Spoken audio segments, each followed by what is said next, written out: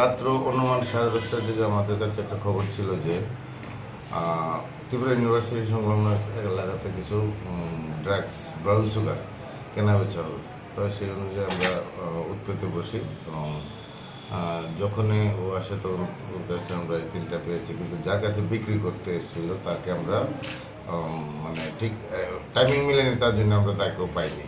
তো তাকে আজকে আমরা রিমান্ডে আনছি।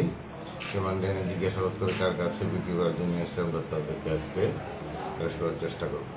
ওর সাথে কি আর অন্য কেউ জড়িত আছে বলে আপনাদের মনে হচ্ছে? হ্যাঁ, যে মানে কেনার জন্য এসেছিল তো তার সাথে জড়িত থাকবেই, তার জন্য আমরা তাকে আজকে রিমান্ডে আনছি। ওর কাছে কি আর কিছু পাওয়া গেছে? একটা মোবাইল পাওয়া গেছে, আর কোনো টাকা পয়সা কিছু পাওয়া যায়নি। শুধু 3 প্যাকেট পাওয়া গেছে ব্রাউন সুগার, যেটা প্রায় বাজার মূল্য এখন 1,20,000 টাকার মতো। নাম কি? জুটন মিয়া।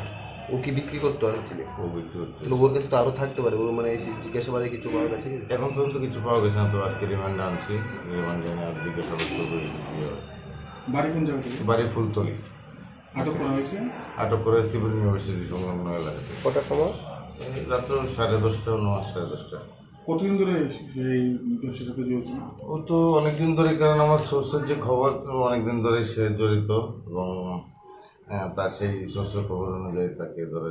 বাকিটা আমাদের ইনভেস্টিগেশনে তাকে রিমান্ডে আনার পরে আমরা আশা করি পেয়ে যাবো। এমনিতে কী করে উনি? তো এমনিতে আর কী করবে, এগুলি করে